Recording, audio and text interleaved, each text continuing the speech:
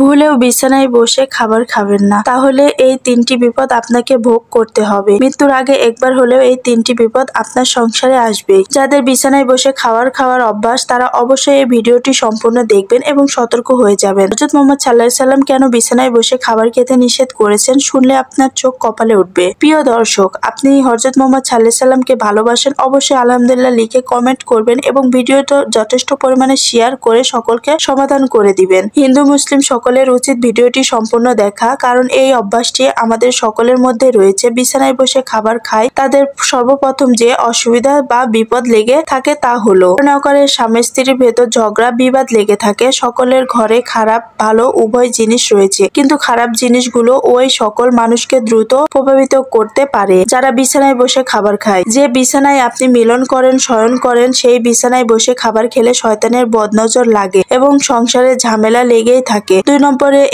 যারা বিছানায় বসে খাবার খায় তাদের ঘরে সব সময় কেউ না কেউ অসুস্থ হয়ে থাকে। আগেই বলেছি যে বিছানায় আপনি মিলন করেন সেই বিছানায় আপনি বিশ্রাম করেন। সেই বিছানায় যদি খাবার খান তাহলে শয়তানের বদনজর আপনার এবং আপনার পরিবারের সদস্যের উপরে পড়ে, যার কারণে সংসার থেকে রহমত উঠে যায় এবং সব সময় অসুখ বিসুখ লেগেই থাকে। যাদের বিছানায় বসে খাবার খাওয়ার অভ্যাস রয়েছে তারা অবশ্যই এই বিষয়টি ত্যাগ করবে। আমার জন্য নয়, আপনার ও আপনার পরিবারের ভালোর জন্যই বললাম। মানবেন কি মানবেন না সেটা আপনার একান্তই ব্যক্তিগত বিষয়। যারা বিছানায় বসে খাবার খায় তাদের সংসারে ঘন ঘন ঝগড়া বিবাদ হতেই থাকে। কোনো কারণে বা অকারণে ছোট ছোট বিষয় নিয়ে খারাপ পরিস্থিতি সৃষ্টি হয়। 3 নম্বরে যারা বিছানায় বসে খাবার খায় তাদের বাসায় যতই টাকা আসুক না কেন সেই টাকার বরকত হয় না, আর টাকা কোথাও না কোথাও বাড়তি খরচ হয়ে যেতে থাকে। এক কথায় এই ধরনের ব্যক্তিদের ওপর থেকে আল্লাহর রহমত উঠে যায় এবং আল্লাহর দোয়া রহমতের বরকত তাদের ওপর থেকে উঠিয়ে নেওয়া হয়।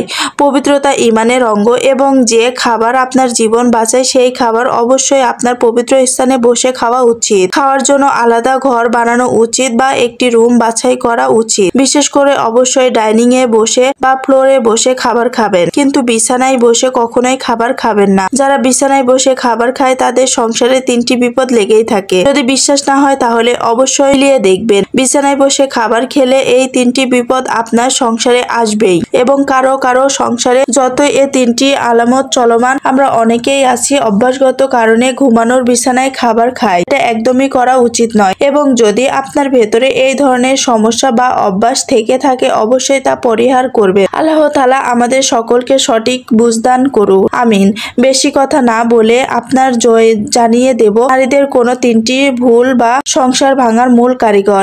1 নম্বরে হচ্ছে অতিরিক্ত টেট। প্রিয় দর্শক, অবশ্যই আপনার মিলিয়ে নিবেন। প্রত্যেকটি ডিভোর্সের পেছনে একটি সমস্যা থাকে। নারীদের অতিরিক্ত জেদের কারণে 10টি সংসারের মধ্যে 9টি সংসারই ভেঙে যায়। 2 নম্বরে যে ভুলটি মেয়েরা সব থেকে বেশি করে থাকে সেটি হলো স্বামীর সাথে তর্ক করা। 3 নম্বরের কারণটি হলো বাবার বাড়ি কুপরামর্শ। ভুলেও বিছানায় বসে খাবার খাবেন না, তাহলে এই 3টি বিপদ আপনাকে ভোগ করতে হবে। মৃত্যুর আগে একবার হলেও এই 3টি বিপদ আপনার সংসারে আসবে। যাদের বিছানায় বসে খাওয়ার অভ্যাস তারা অবশ্যই এই ভিডিওটি সম্পূর্ণ দেখবেন এবং সতর্ক হয়ে যাবেন। হযরত মুহাম্মদ সাল্লাল্লাহু আলাইহি সাল্লাম কেন বিছানায় বসে খাবার খেতে নিষেধ করেছেন, শুনলে আপনার চোখ কপালে উঠবে। প্রিয় দর্শক, আপনি হযরত মুহাম্মদ সাল্লাল্লাহু আলাইহি সাল্লামকে ভালোবাসেন, অবশ্যই আলহামদুলিল্লাহ লিখে কমেন্ট করবেন এবং ভিডিওটা যথেষ্ট পরিমাণে শেয়ার করে সকলকে সমাধান করে দিবেন। হিন্দু মুসলিম সকলের উচিত ভিডিওটি